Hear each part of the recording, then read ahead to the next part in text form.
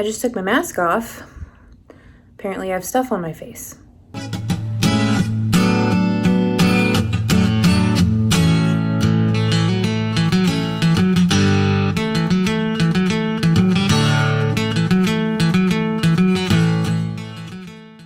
Chris and I have lived in small spaces before. Not quite this small, but comparatively small. We used to live in a house that was roughly 20 by 20, and with the 3 boys and the dog and all the stuff we had, we really made it work. Before that, we were in a series of smaller 1-bedroom apartments with different really creative furniture layouts. Anyway, my point with all this is that living and working in a small space is probably impossible. It's not pretty. Working in a small space is also a bit of a challenge. Crap. It's not that there's a lot of crap in here, it's that there's a fair amount of stuff in here and not a whole lot of room to move around in. And that's why I'm up here today. A pretty significant part of this project for me is making sure everything stays neat and organized so we can actually get projects done and not spend minutes or hours looking for the right tool to do the right project. I need the slicey. Oh, the slicey.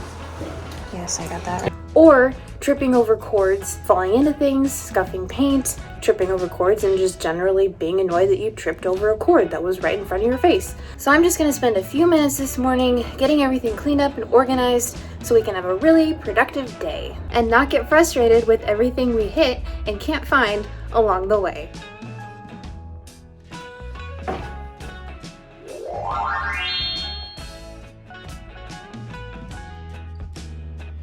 Kelly, it's breakfast time.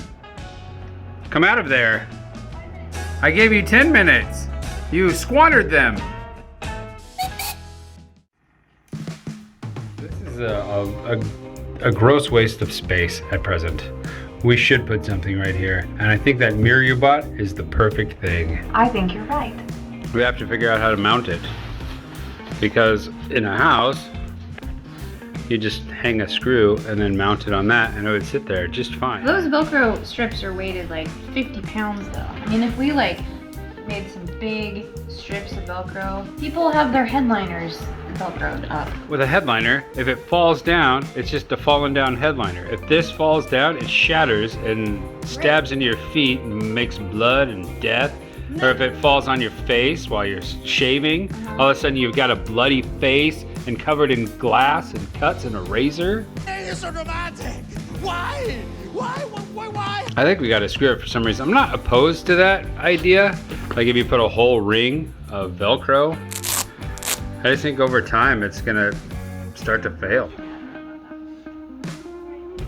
I think I can sneak a screw in at a angle and you wouldn't even see it. First, before we put this up, we should clean it up because it's still like a little dirty from the package. Ah, that's a great idea. Get her done, bud. That looks sharp.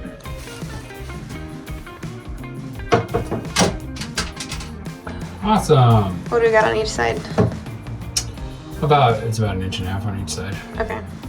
And you want it to be up higher. You also have to realize that a human being wants to see their face in the mirror, not their tits. Now you might want to see another human being's tits, but not your own. So, it should be as high as possible because I'm not even the tallest guy and I can't see the top of my head right now.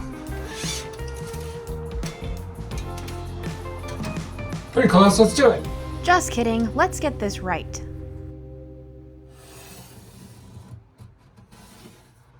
There. One more test. Oh, see that? It needs to be 11.25. Oh. Rotate. Hold it steady. Ready? Ready. Jill, did you take that thing out of here? That angled thing? Be more specific. You did not. Hold, please. Holding.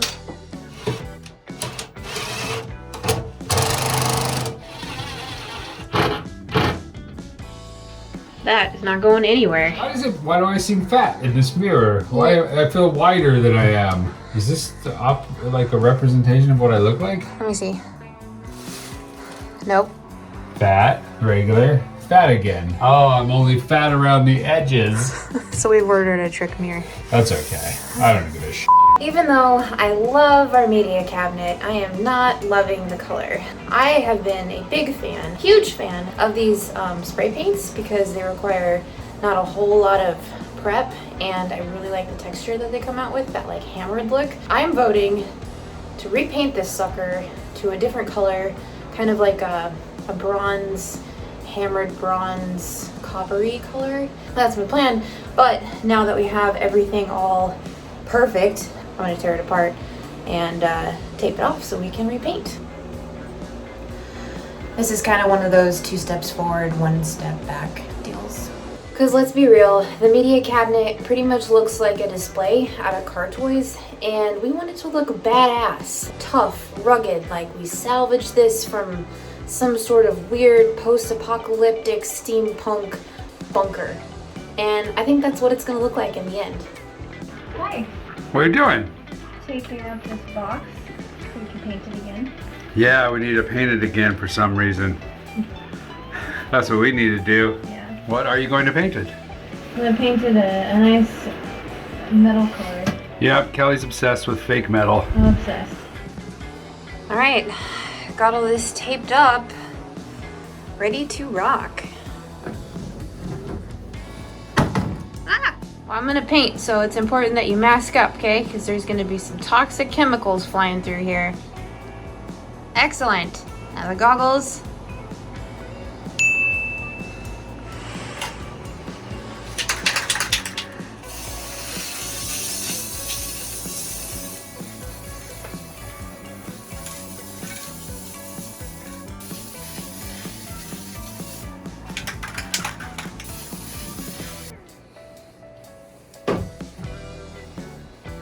I just took my mask off.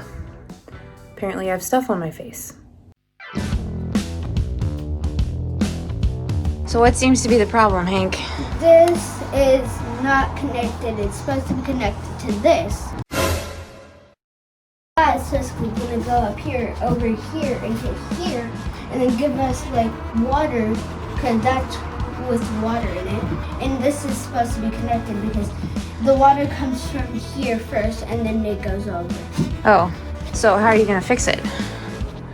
We are gonna try to connect them with something. What are you thinking we should connect them with? I think tape. Tape? Mm-hmm. Okay. 1 second, let me get this. Okay. Yeah, We found the tape. that should definitely work. Will it fit back in place? That one was. Oh, kind of got in. Oh, we're definitely gonna need tape on this side. For sure. All right, let's see your tape job. I need help.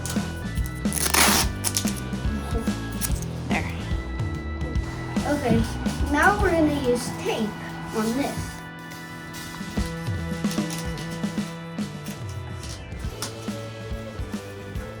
Okay, good as new. Henry, I'm so glad you're fixing this. Because what would we do without it? Yeah. I don't think the boat would go. No, we'd be stuck. We need, I think, 3 pieces 3 pieces? of tape. Okay. That big? Yeah. Okay. I'll get these ready for you. It might be 4? yes. Okay. A little one? Uh-huh. Okay. There we go. All right. I think that looks pretty great. What do you think? Yeah, that's All right. good. Pretty much nailed it. Mm-hmm. Okay, we ready to take off now? Go sailing? Not yet. Not yet. We still need to work on the boat. Okay. Where's our roll of paper? It's in the cubby. The hole in the wall. This? No, the other hole in the wall. Yeah. Okay. We need this paper. We need some scissors, maybe. Yeah. Now I need you to get in the closet. Okay. Get in there and don't think about this too hard. Just do what I say. If you think about it too hard, you'll think of why this is absolutely not necessary at all.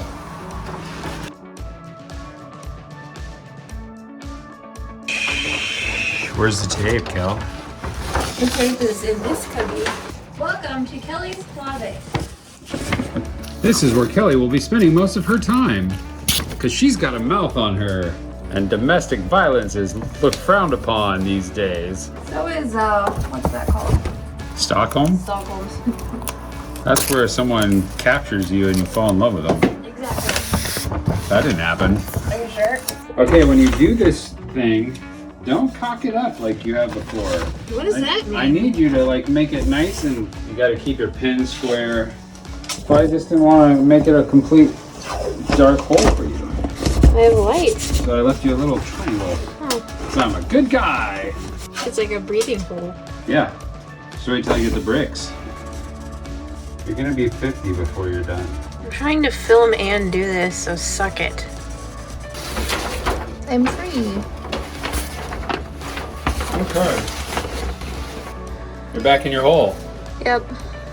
That's pretty freaking level right there. That's gonna be freaking great. Here's what I was worried about. If we open this up and this wall isn't parallel or perpendicular to this, Yeah. it'll either go up into it or down at an angle and have a funky gap. But luckily, we're at like 89.95, so it should be fairly undetectable. So that's good. The reason why I have you back in the hole, Kelly, is because I cut this, which will be the future door, and now I need to trace it on there so that I get the inset exactly where it should be, which is also good. So goodbye. How's it going out there? Good, I'm just trying to get, there's a lot of different matrices to hit in this process. Oh. Good, go ahead and use that. Okay.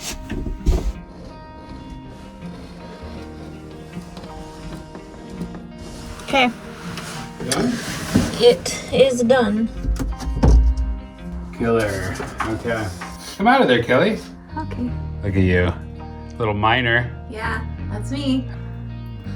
Up in the boat today. Today is a pretty exciting day because I've been waiting for my paint job to dry, and it's finally dry, and now I get to rewardingly peel the tape off.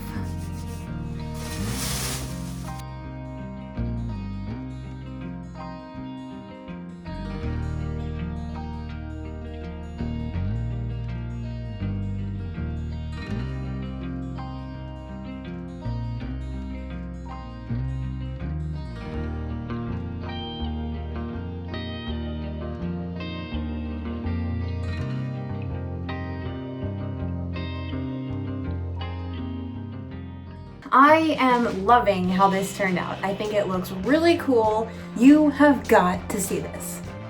Look at this transformation.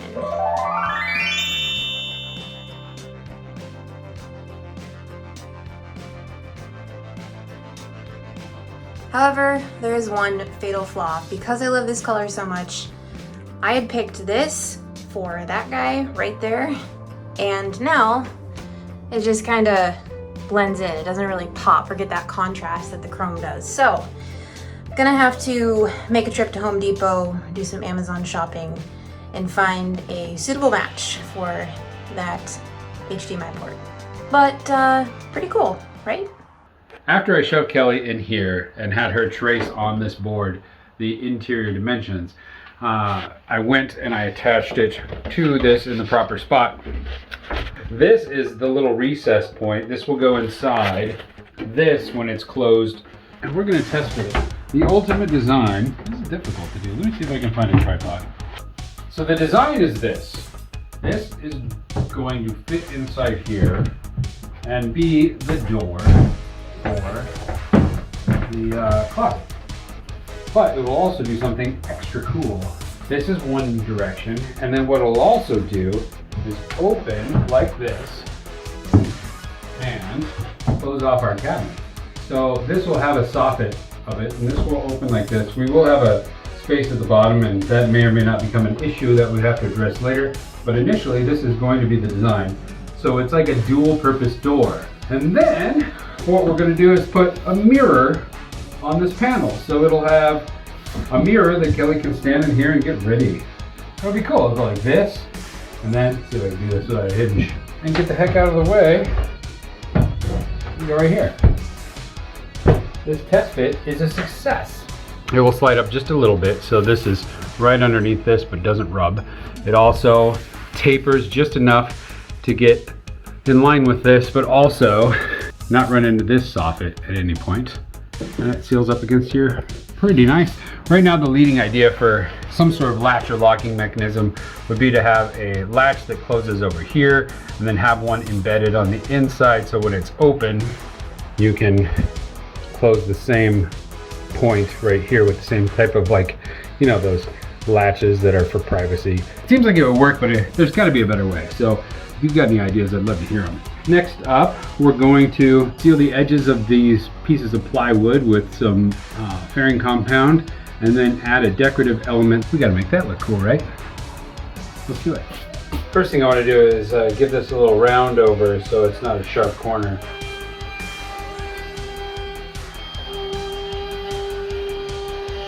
I'm going to hit it with some sandpaper, and then again we're going to fill the edge with fairing compound just to get rid of that ugly plywood end look. With a little acetone. We're going to give it a bit of a fillet on the bottom as well, just to keep this transition nice and smooth. We cut the mirror and inlay to be a fair amount smaller than the actual opening, just for that reason. Just wanted it to kind of fit nicely inside, but not necessarily snug. So this is my preferred fairing compound, half Cavasil and half micro balloons. I'm just going to slop this in here and then sculpt it with my fingers. Getting it all the nooks and crannies of the edge of the plywood is the goal here. Now we gotta flip it over.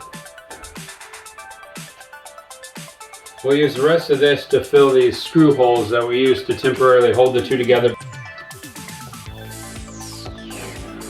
Now it's glass. I have cut our glass and our peel ply. There are two techniques that I've used to glass in the past. One is to wet it out completely so it's saturated before you put it where it's supposed to go. I really like that for pieces that are easily managed with two hands, like maybe this big max, something you can pick up and set or contour in place, or if something needs to be installed in defiance of gravity, it's a great technique. But on these big sheets, it's better to lay down a big layer of epoxy, stick it in place, and then wet it out in place. So that's what we're going to do with this first one at least. This stuff's all boring, so let's time lapse it.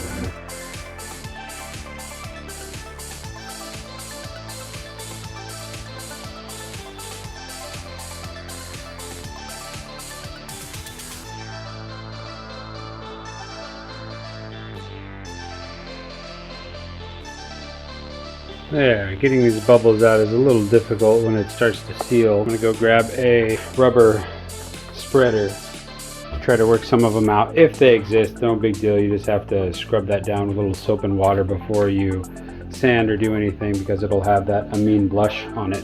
If you've been watching, you know all about this, so I won't go into detail. We'll let this harden overnight and then prepare it in the morning. Kelly! I'll let you do the best job ever. Like peeling Elmer's glue off your hand in school. This peel ply. Go ahead, Kelly. Remove It's just it. one sheet? Why would you put on more than one sheet? I don't know. Okay, I'm doing it. Okay. Oh, oh. You're shaking with anticipation, Kelly. That's what it is. Anticipation. You want me to do it? I'll hold it down for you. Ta-da! Tune in next week to see what we do to this door. Hey you, thanks for watching. If you enjoyed what you saw and you want to keep following along, become a subscriber. Just hit that subscribe button below.